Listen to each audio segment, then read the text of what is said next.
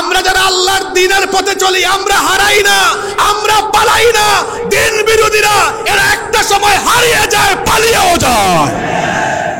বর্তমানে ফিলিস্তিনের গাজা এবং রাফায় আমাদের ভাই বোনেরা নির্যাতিত নিপীড়িত হচ্ছেন। ইসরায়েলের অসভ্য দখলদার ইহুদিরা এবং পশ্চিমারা তারা চাচ্ছে পৃথিবীর মানচিত্র থেকে ফিলিস্তিনকে আলাদা করে দিবে, ফিলিস্তিনকে পৃথিবীর মানচিত্র থেকে বাদ দিয়ে দিবে। শুনে রাখো পৃথিবীর মানবতা, ফিলিস্তিন পৃথিবীর মানচিত্র থেকে হারাবে না, কারণ আমাদের মহান নেতা পৃথিবীতে আগমন করছেন। আমাদের মহান নেতা আসতেছেন, সেই নেতার নাম কি?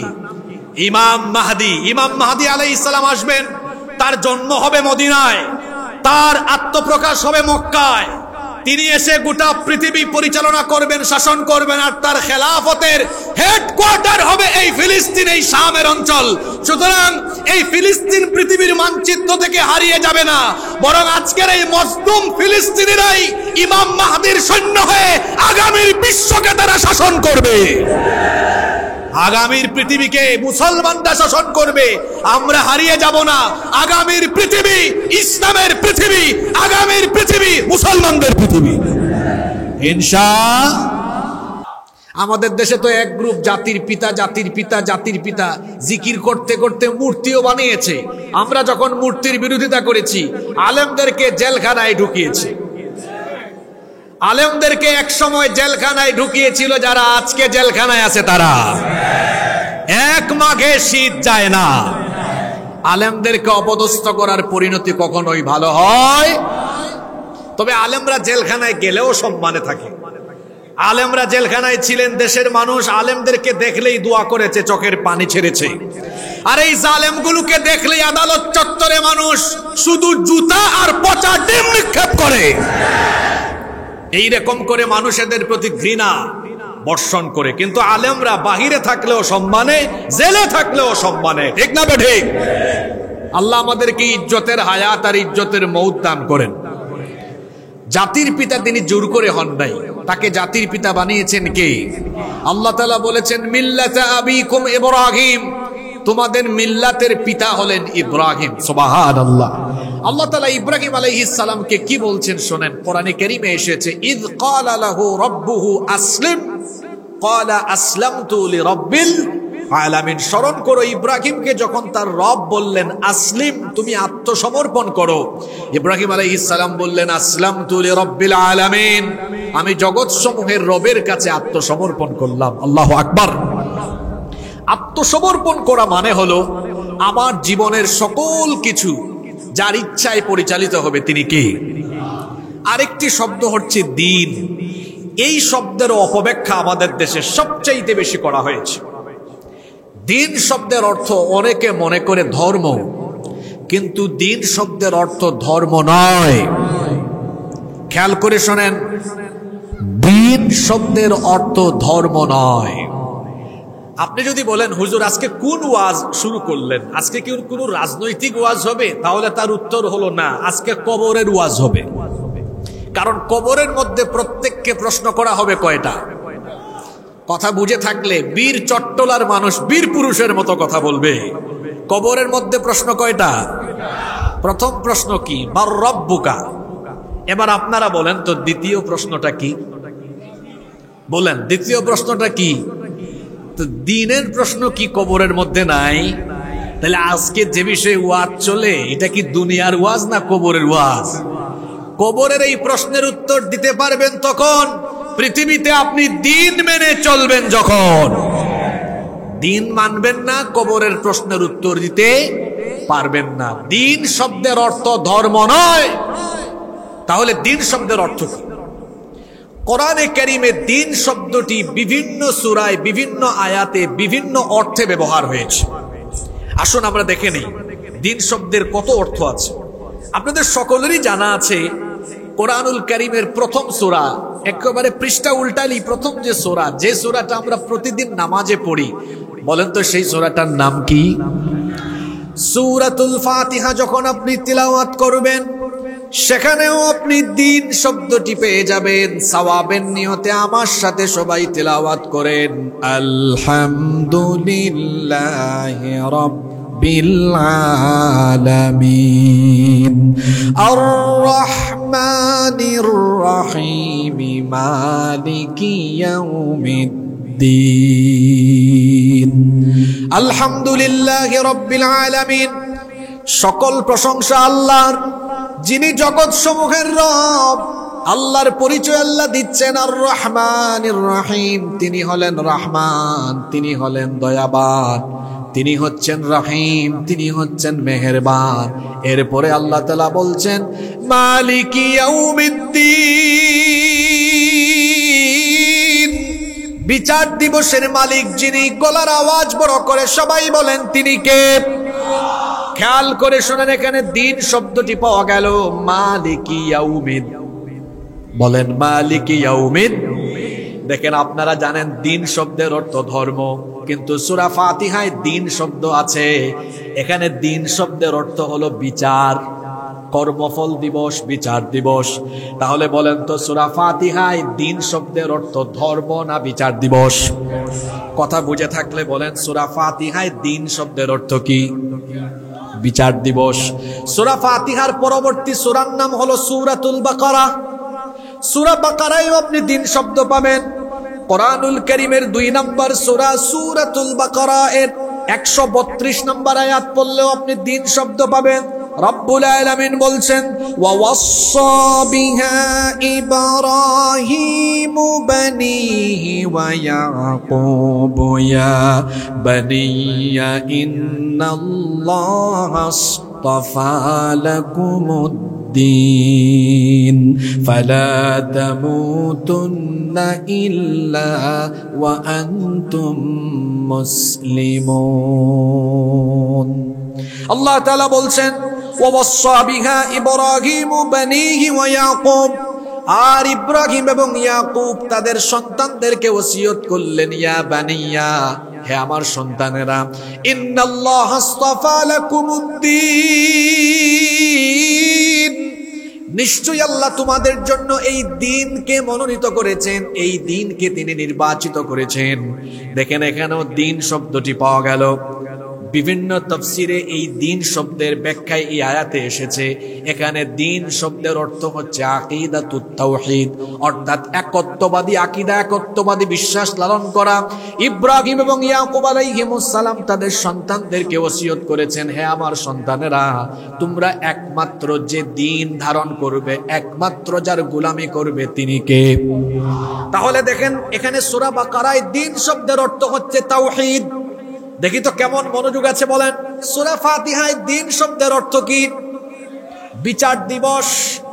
দেখেন, আমি কিন্তু আপনাদের প্রশংসা একটু আগে ডক্টর আবুল কালাম আজাদ বাশার ভাই চলে আসছেন, কাজী ইব্রাহিম হুজুরও আসছেন। আমি দেখা করে আপনাদের প্রশংসা করে আসছি। আমি বলছি এলাকায় আমি 2-2.5 বছর জুমা পড়াইছি, এখানে অনেক মাহফিলে আসছি, এখানকার শ্রোতারা কোয়ালিফাইড, ওনারা কথা বলেন। তো আপনারা কি আজকে কথা বলা বন্ধ করে দিবেন নাকি? তো সূরা ফাতিহায় দিন শব্দের অর্থ কি পাইলাম? বিচার। আর সূরা বাকারায় দিন শব্দের অর্থ পাইলাম কি? তাওহীদ। আপনি দেখেন এই দিন শব্দের কত রকমের অর্থ আছে। সূরা বাইয়িনার 5 নম্বর আয়াতে আল্লাহ তাআলা বলছেন ওয়ামা উমিরু ইল্লা লিয়াবুদুল্লাহা মুখলিসিনা লাহুদ্দিন হুনাফা ওয়া ইউকিমুস সালাতা ওয়া ইউতুজ যাকাতা ওয়া যালিকা দীনুল কাইয়্যিমাহ। এখানে আল্লাহ বলছেন ওয়ামা উমিরু ইল্লা লিয়াবুদুল্লাহা মুখলিসিনা লাহুদ্দিন, আর তাদেরকে কেবল এই নির্দেশ দেওয়া হয়েছে একনিষ্ঠভাবে তারা কেবল আল্লাহর গোলামি করবে এবং দ্বীনকে কেবলমাত্র তার জন্য নির্দিষ্ট করে নেবে। এখানে মুফাসসিরিনে কেরাম দ্বীন শব্দের অর্থ করেছেন আল্লাহর আনুগত্য, অর্থাৎ একজন মুসলমান কেবলমাত্র আনুগত্য করবে কার? আল্লাহর পরে যার আনুগত্য করতে হয় তিনি হচ্ছেন মুহাম্মাদুর রাসূলুল্লাহ। সবাই বলি সাল্লাল্লাহু। দেখেন, এখানে দ্বীন শব্দের অর্থ হলো আনুগত্য। আবার কোরআনে কারীমের 42 নম্বর সূরা সূরাতুশ শুরা এর 21 নম্বর আয়াত পড়লেও দ্বীন শব্দ পাবেন। আল্লাহ তাআলা বলছেন আম লাহুম শুরাকাউ শারাউ লাহুম মিনাদ-দীনি মা লাম ইয়া'যাম বিহিল্লাহ। আল্লাহ তাআলা বলছেন তাদের কি এমন কোন শরীক আছে নাকি যারা তাদের জন্য এমন কোন শরীয়তের বিধিবিধান নির্ধারণ করে দিয়েছে যার অনুমতি আল্লাহ দেন নাই। এই আয়াতেও দিন শব্দ এসেছে। এই আয়াতের দিন শব্দের অর্থ হলো শরীয়তের বিধান, শরীয়তের রীতিনীতি। দেখেন আমি এক এক করে 5টা সূরা থেকে 5টা আয়াত বললাম। দিন শব্দের কত অর্থ কোরআনে। সূরা ফাতিহায় দিন শব্দ এসেছে, সেখানে দিন শব্দের অর্থ হলো বিচার বা কর্মফল দিবস। সূরা বাকারায় দিন শব্দ এসেছে, সেখানে দিন শব্দের অর্থ হলো তাওহীদ। এরপরে সূরা বাইয়িনায় দিন শব্দ পেলাম, সেখানে দিন শব্দের অর্থ হলো আল্লাহর আনুগত্য। এরপরে আমরা সূরা শুরার ভেতরে দিন পেলাম, সেখানে দিন শব্দের অর্থ হলো শরীয়তের বিধান। আবার আজকে যে আয়াত আমরা নির্ধারণ করলাম আলোচনার জন্য, এখানেও দিন শব্দ এসেছে। ইন্নাদ দীনা ইনদাল্লাহিল ইসলাম। নিশ্চয়ই আল্লাহর কাছে একমাত্র দিন হলো, জোরে বলেন একমাত্র দিন কি? এতগুলো মানুষ আপনারাও পিরাউলিয়ার এলাকার মানুষ, আমিও পিরাউলিয়ার এলাকার মানুষ। সুতরাং দুই এলাকার মানুষই পিরাউলিয়া অধ্যুষিত। আমার বাড়ি জানেন না কোথায়? হযরত শাহজালাল রহমতুল্লাহ আলাইহির এলাকার মানুষ। তো আপনারাও 12 আউলিয়ার এলাকার মানুষ, আর আমরা 360 আউলিয়ার এলাকার মানুষ। তো ওলিয়া উলিয়া ওলিয়া উলিয়া প্লাসে প্লাসে তো প্লাস হওয়ার কথা, কিন্তু এখানে তো মাইনাস হয়ে যায়। আওয়াজ কি মাইনাস থাকবে না প্লাস থাকবে? জোরে বলেন, মাইনাস না প্লাস? মুসলমান কথাও বলবে বীর পুরুষের মতো, সে যখন ময়দানে দাঁড়াবে সেখানেও বীর পুরুষের মতো। এমনকি জালেম বা বাতিলের সামনে দাঁড়ালেও মাথা উঁচু করে দাঁড়িয়ে থাকতে হবে। আমরা একমাত্র ভয় করি একজনকে, তিনি কে? জোরে বলেন, তিনি কে? আল্লাহ ছাড়া কাউকে আমরা ভয় করি। দেখেন এখানেও দিন শব্দ এসেছে। ইন্নাদ-দীনা ইনদাল্লাহিল ইসলাম। নিশ্চয়ই আল্লাহর কাছে একমাত্র দিন হলো ইসলাম। এখানে দিন শব্দের অর্থ কি? এখানে দিন শব্দের অর্থ মুফাসসিরিনে কেরাম করেছেন, এখানে দিন শব্দের অর্থ হলো জীবন ব্যবস্থা। কথা বুঝে থাকলে একবার আমাকে সবাই জবাব দেন তো, এখানে দিন শব্দের অর্থ কি ব্যবস্থা? মাশাআল্লাহ, জোরে বলেন, দিন শব্দের অর্থ কি? আপনারা ভাবতে পারেন হুজুর কুরআনের এত আয়াত আর এত সূরা রেখে আপনি এই আয়াত আজকে ধরছেন কেন? একটু পরে টের পাবেন কেন ধরছে। আপনার এই দিন ঠিক তো দুনিয়ার সব ঠিক, আর দিন বেঠিক তো আপনার সব বেঠিক। আর এই প্রশ্ন কবরেও আপনার জন্য ওয়েট করছে। কবরে এই প্রশ্ন আছে না? আছে। এখানে দিন শব্দের অর্থ হলো জীবন ব্যবস্থা। সম্মানিত বাবারা, প্রিয় যুবক ভাইয়েরা, জীবন ব্যবস্থা মানে আবার কি? জীবনের সংজ্ঞা কি? What is life? জীবন কি? একজন লোক 1980 সালে জন্মগ্রহণ করে 2020 সালে মারা গিয়েছে। তাহলে আমরা বলতে পারি 1980 থেকে 2020 এই 40 বছরের সময়কাল হলো তার জীবন। তার মানে হলো সময়ের সমষ্টির নাম হলো জীবন। সময়ের সমষ্টির নাম কি? জীবন। অর্থাৎ জন্ম থেকে নিয়ে মৃত্যু পর্যন্ত এই গোটা সময়ের সমষ্টির নাম হলো জীবন। আর ব্যবস্থা মানে কি? আজকে যে এত সুন্দর মাহফিল এখানে আয়োজন হলো, আমার মনে হয় সীতাকুণ্ডে এই ধরনের মাহফিল অনন্য। খুব চমৎকার আয়োজন তারা করেছেন, আল্লাহ আয়োজকদেরকে কবুল করে নেন। এই যে এত সুন্দর আয়োজন হলো, আমরা আসলাম, আপনারা আসলেন, এই আয়োজনের একটা ব্যবস্থাপনা হয়েছে। ব্যবস্থাপনায় কিছু লোকজন নিয়োজিত আছেন, তারা এটার ব্যবস্থাপনা করেছেন। তাহলে ব্যবস্থাপনা মানে হচ্ছে কোনো একটা আয়োজনের আপনার শুরু থেকে শেষ পর্যন্ত সবকিছুর কি করা? সুন্দর একটা ব্যবস্থা বা ব্যবস্থাপনা করা। জীবন ব্যবস্থা মানে হলো আমার আপনার জীবনের শুরু থেকে শেষ পর্যন্ত এই জীবনের ব্যবস্থাপনা, এই জীবন পরিচালনার রীতিনীতি কেমন হবে, এই রীতিনীতি যে দিনের ভেতরে দেওয়া হয়েছে সেই দিনের নাম হলো, জোরে বলতে হবে, সেই দিনের নাম কি? আমি অল্প সময়ে এই দিন ইসলাম, যেটা আল্লাহর কাছে একমাত্র মনোনীত, এই দিন ইসলামের 7টা বৈশিষ্ট্য আপনাদের সামনে আল্লাহর কোরআন থেকে তুলে ধরবো। মনোযোগ আছে সবার? নাম্বার 1, 1 নম্বর, দিন ইসলামের প্রথম বৈশিষ্ট্য হলো এটা হলো দীনুন রব্বানিয়া, এটা হলো রবের দেওয়া দিন।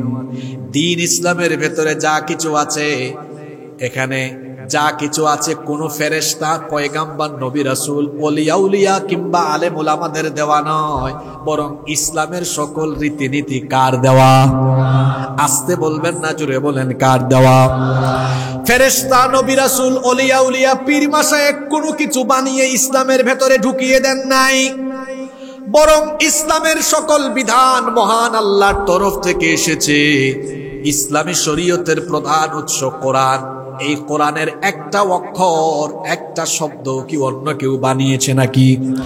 এমনকি আল্লাহর নবীও এটা নিজে নিজে রচনা করেননি।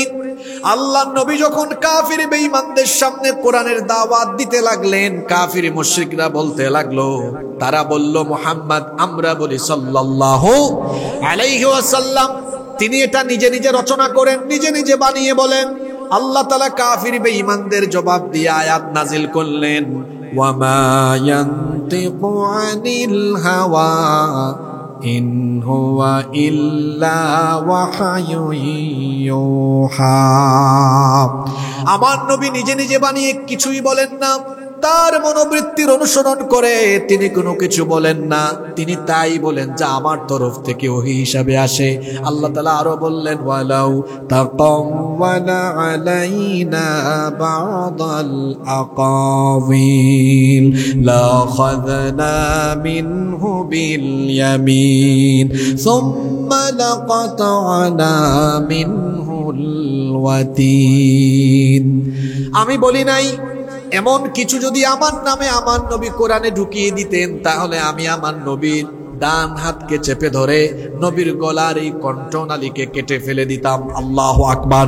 তার মানে নবী নিজে থেকে বানিয়ে কোনো কিছুই বলেন নাই, বরং এই কোরআনের ভেতরে এবং ইসলামে যত রীতিনীতি বা বিধান আছে, সকল বিধি বিধান রীতিনীতি যার তরফ থেকে এসেছে তিনি কে?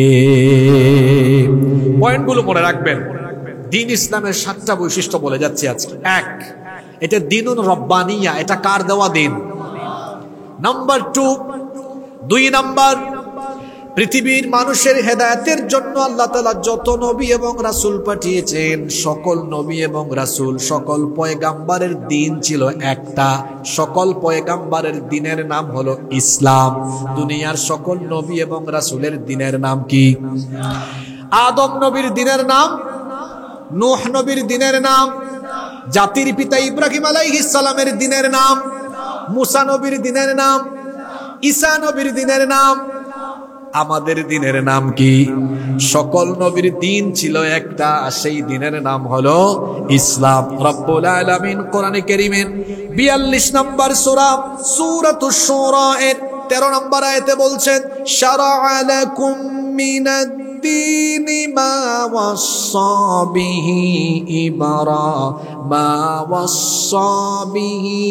نوحا والذي أوحينا إليك وما وصينا به إبراهيم وموسى وعيسى أن أقيموا الدين ولا تتفرقوا فيه। আল্লাহ তাআলা বলছেন, তোমাদের জন্য সেই দিনকে বিধিবদ্ধ করে দেওয়া হয়েছে যা ইতিপূর্বে নূহ আলাইহিস সালামকেও দেওয়া হয়েছিল।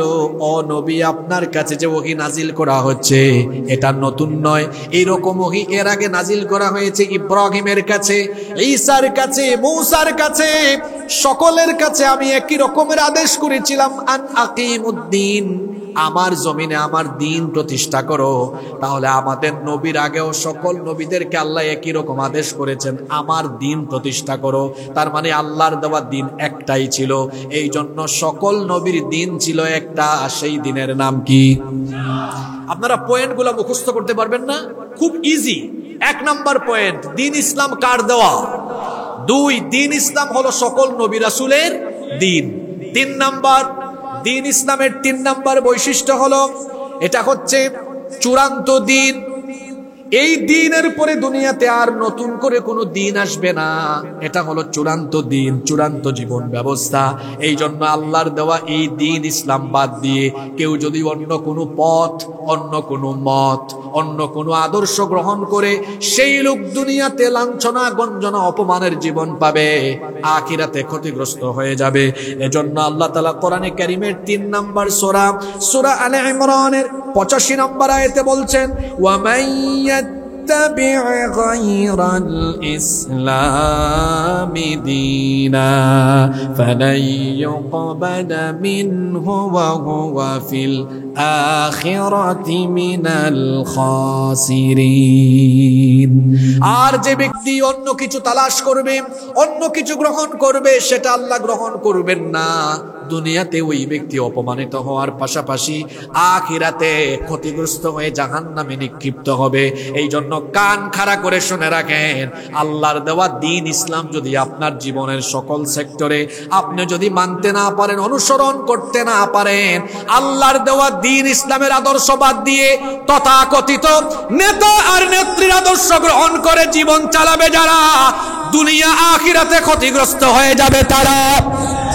এই জন্য খেয়াল করে আজকে আল্লাহর কোরআনের আয়াতগুলো শুনে যান।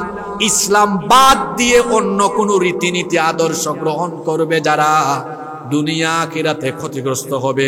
দুনিয়ায় অপমান লাঞ্ছনার জীবন পাবে, আখিরাতে আল্লাহর জাহান্নামের আযাবের সম্মুখীন হবে। আর দুনিয়াতে এবং আখিরাতে যদি সফল কাম হতে চাই, তাহলে দুনিয়াতে আমাদেরকে যার দেওয়া দ্বীন মানতে হবে, তিনি কে? সেই আল্লাহর দেওয়া দ্বীনের নাম হলো, আরো জোরে বলেন, সেই দ্বীনের নাম হলো, এটা হলো চূড়ান্ত দ্বীন। এর বাহিরে অন্য কোনো পথ নাই, মত নাই, আদর্শ নাই। এজন্য আমি আমার ভাষায় বলি, ইসলাম ছাড়া অন্য যত আদর্শ আছে সবকিছুকে বঙ্গোপসাগরে ফেলে দিতে হবে। ইসলাম ছাড়া যত আইন আছে, যত মতবাদ আছে, যত আদর্শ আছে, সবকিছুর উপরে থুতু নিক্ষেপ করতে হবে। একমাত্র মুসলমান যে আদর্শ, যে রীতিনীতি, আইন গ্রহণ করবে, যে বিধান গ্রহণ করবে, সেটা হলো আল্লাহর দেওয়া দ্বীন। তার নাম হলো দ্বীন। ইসলামের 4 নম্বর বৈশিষ্ট্য হলো, এটা হলো বিজয়ী দ্বীন। কিয়ামত পর্যন্ত ইসলামকে পরাজিত করার কোন শক্তি দুনিয়ায় আসবে। এজন্য আল্লাহ তাআলা কোরআনে কারীমের 61 নম্বর সূরা, সূরাতুস সাফের 9 নম্বর আয়াতে বলছেন, হুয়াল্লাযী আরসালা রাসূলাহু বিল হুদা ওয়া দীনিল হক লিইয়ুযহিরাহু আলা الدين كله ولو كره المشركون। তিনি হচ্ছেন সেই সত্তা যিনি তার রাসূলকে হেদায়াত এবং দ্বীনে হক, দ্বীনে হকের নাম হচ্ছে ইসলাম। আল ইসলামু হাক্কুন ওয়াল কুফরু বাতিলুন। ইসলাম হলো হক। আল্লাহ বলছেন তিনি হচ্ছেন সেই সত্তা যিনি তার রাসূলকে হেদায়াত আর দ্বীনে হক অর্থাৎ দ্বীন ইসলাম দিয়ে পাঠিয়েছেন। কেন পাঠিয়েছেন? যাতে করে পৃথিবীর সকল পথ, মত এবং আদর্শের উপরে ইসলামকে বিজয়ী আদর্শ হিসাবে প্রতিষ্ঠা করতে পারেন। রাসূলকে এই দায়িত্ব দিয়ে দুনিয়ায় যিনি পাঠিয়েছেন তিনি কে? ইসলাম কিয়ামত পর্যন্ত বিজয়ী থাকবে। ইসলামকে কেউ নিশ্চিহ্ন করতে পারবে না। এটা দ্বীন ইসলামের বৈশিষ্ট্য। সেই রাসূলের জামানা থেকে আজ পর্যন্ত ১৫০০ বছর ধরে পৃথিবীর ইতিহাস হলো এই, যারাই আল্লাহর এই দ্বীন ইসলামকে নিশ্চিহ্ন করতে চেয়েছে তারা নিজেরাই দলবল সহ পৃথিবীর জমিন থেকে নিশ্চিহ্ন হয়ে গিয়েছে।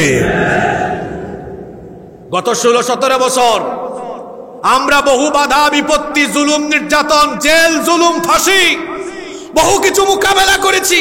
আমরা হারিয়ে যাইনি, বরং আমাদেরকে যারা হারিয়ে দিতে চেয়েছিল আজকে তারা নিজেরাই ক্ষমতা ছাড়া শুধু হয়ে নাই, দেশ ছাড়া হয়ে দেশ থেকে পালিয়ে যেতে বাধ্য হয়েছে। আমরা ছিলাম, আমরা আছি, আমরা থাকবো। আমরা যারা আল্লাহর দ্বীনের পথে চলি আমরা হারাই না, আমরা পালাই না। দ্বীন বিরোধীরা এরা একটা সময় হারিয়ে যায়, পালিয়েও যায়।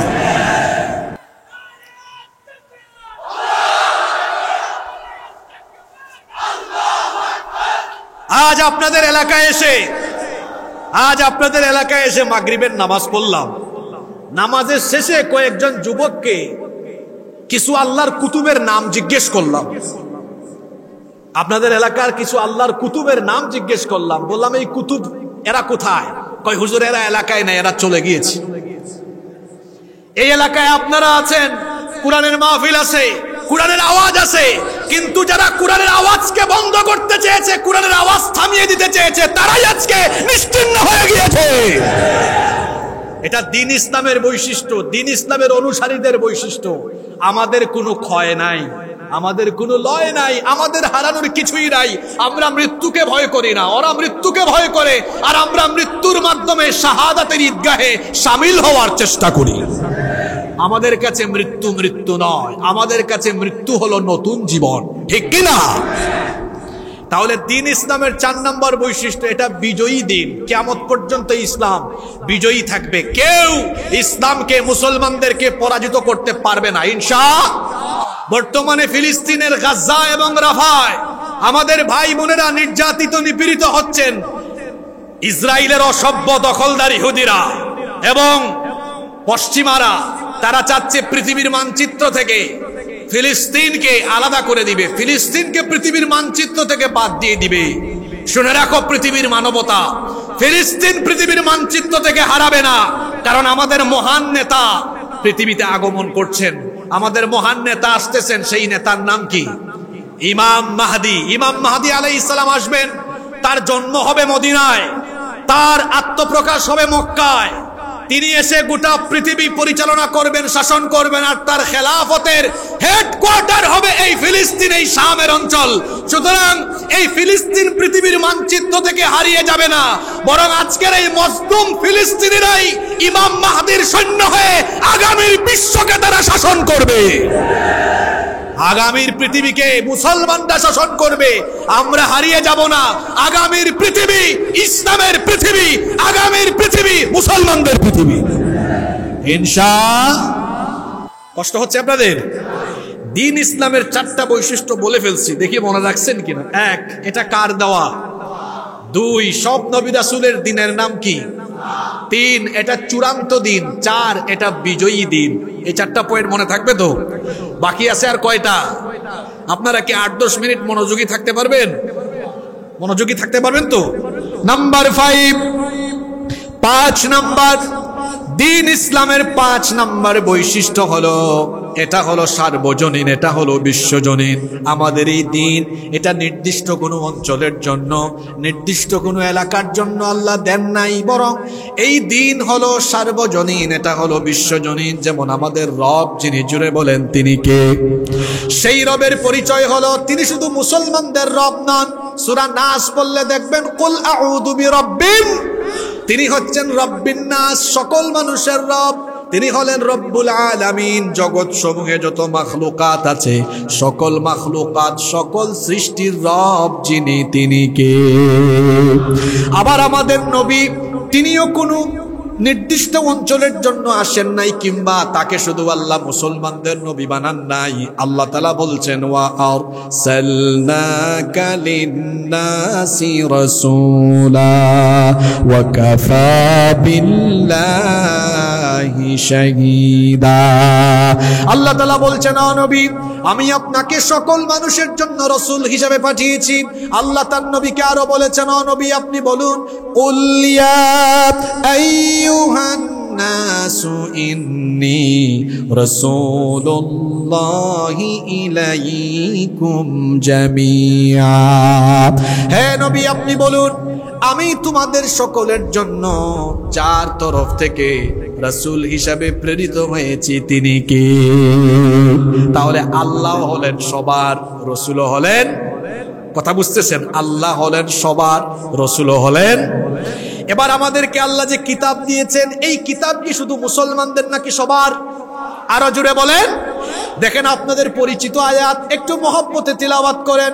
এটা যে সকলের কিতাব, আল্লাহ এই আয়াতে বলেছেন, আমার সাথে পড়েন, শাহরু রমাদানাল্লাযী উনজিলা ফীহিল কুরআন হুদাল লিন্নাসি ওয়া বায়িনাতিম মিনাল হুদা ওয়াল ফুরকান।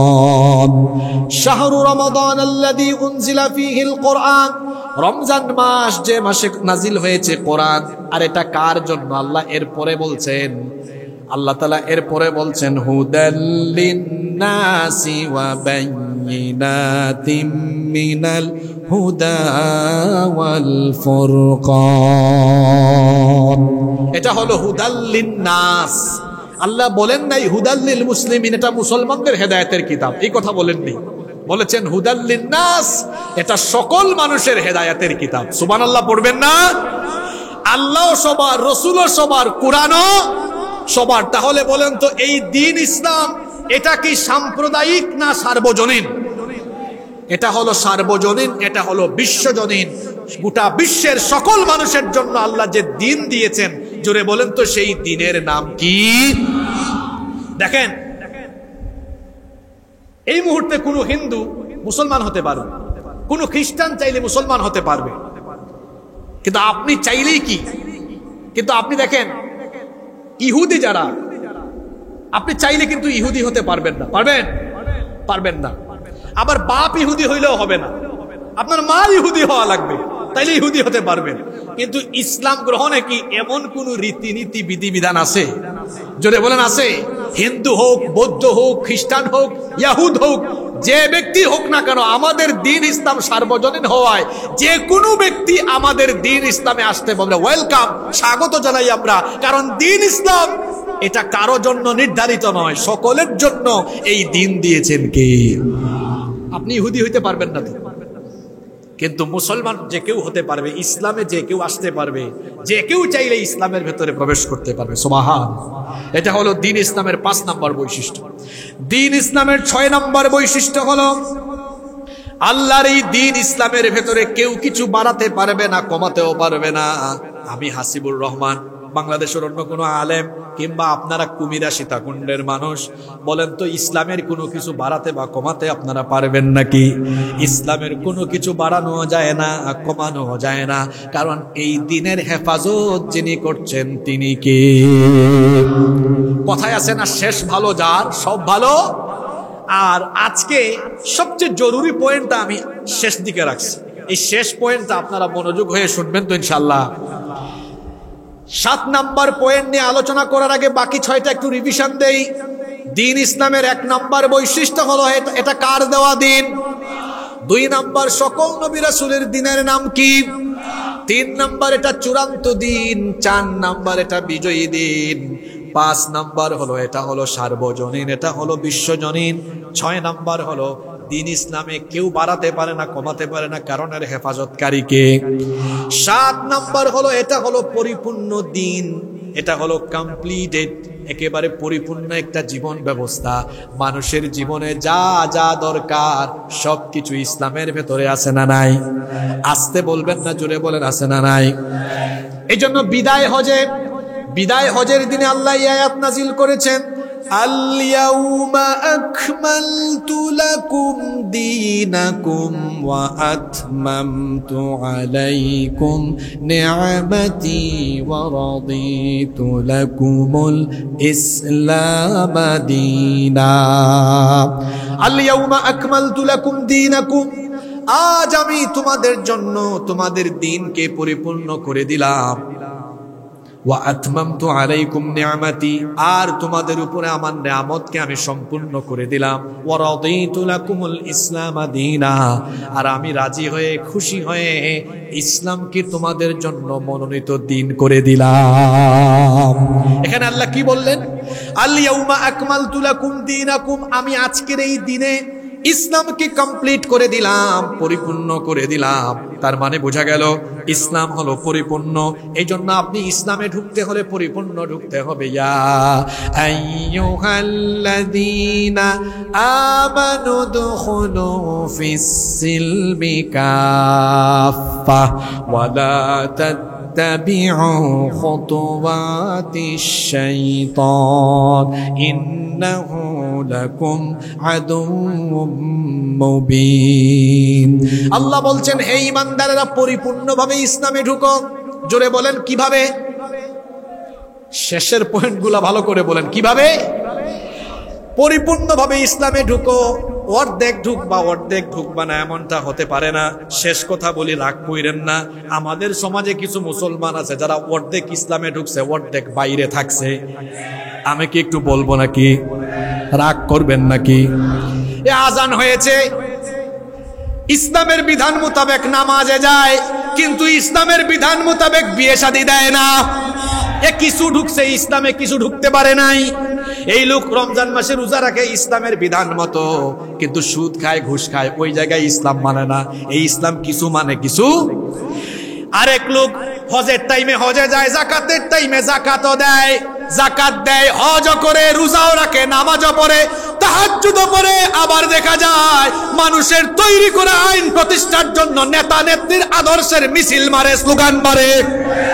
তাহলে বলেন তো, নামাজ, রোজা, হজ, যাকাত যে আল্লাহর হুকুম মতো আদায় করলো, সে আল্লাহর হুকুম মতো সমাজনীতি, অর্থনীতি, রাজনীতি কি করলো? যেই ব্যক্তি আল্লাহর হুকুম মতো নামাজ পড়লো, রোজা রাখলো, হজ করলো, যাকাত দিল, কিন্তু আবার মানুষের বিধান মতো রাজনীতি করলো, অর্থনীতি করলো, এই লোকটা অর্ধেক ইসলামে ঢুকছে, অর্ধেক ঢুকতে পারে নাই। এই রকম করে যারা ইসলামে অর্ধেক আছে, অর্ধেক নাই, আল্লাহর কসম এরা আদৌ পর্যন্ত পূর্ণাঙ্গ মুসলমান হতে পারে নাই। এরা হলো মুসলমান নামধারী টাটকা মুনাফিক। এজন্য আল্লাহ বলেছেন, ওয়ালা তামুতুন্না ইল্লা ওয়া আনতুম মুসলিমুন। মুসলমান না হয়ে মইরো না। মুনাফিক হইলে অবস্থা খারাপ। আল্লাহর কোরআন পৃথিবীর মানুষকে 3 ভাগে ভাগ করেছে। প্রথম ভাগের নাম হলো মুমিনুন, দ্বিতীয় ভাগের নাম হলো কাফিরুন, তৃতীয় ভাগের নাম হলো মুনাফিকুন। এই জন্য কোরআনে দেখবেন এই 3 শ্রেণীর নামে 3 রকমের সূরা আছে। মুমিনদের নামে সূরা আছে, এই সূরার নাম হলো সূরাতুল মুমিনুন, এটা কোরআনের 23 নম্বর সূরা। আবার দেখবেন কাফিরদের নামে সূরা আছে, সূরাতুল কাফিরুন। আবার দেখবেন মুনাফিকের নামে সূরা আছে, সূরাতুল মুনাফিকুন। কাফিরের সূরা হলো মাত্র 2 লাইন, কুল ইয়া আইয়ুহাল কাফিরুন, কয় লাইন। আর মুনাফিকের সূরা হলো 1.5 পৃষ্ঠা। এরা কি জাতের জাত চিন্তা করেন। কাফিরের পরিচয় দিতে আল্লাহ লাগছে মাত্র 2 লাইন, আর মুনাফিকের পরিচয় দিতে আল্লাহ লাগছে 1.5 পৃষ্ঠা। কারণ কাফিরের চাইতে মুনাফিক ভালো না খারাপ? কেউ যদি বলে হুজুর আমি হিন্দু দেখবো, ভারতে যান। কেউ যদি বলে আমি বৌদ্ধ দেখবো, চীনে, মিয়ানমারে যান। খ্রিস্টান দেখবো, আমেরিকা, ইংল্যান্ডে যান। ইহুদি দেখবো, ইসরায়েলে যান। কেউ যদি কই হুজুর মুনাফিক দেখবো, কোথায় যাব? বাংলাদেশে যাওয়া লাগবে না গো ভাই। আমরা যে প্যান্ডেলে বসে আছি, এই শামিয়ানার নিচেও মুসলমানের বেশ ধরে মুনাফিক লুকিয়ে থাকতে পারে।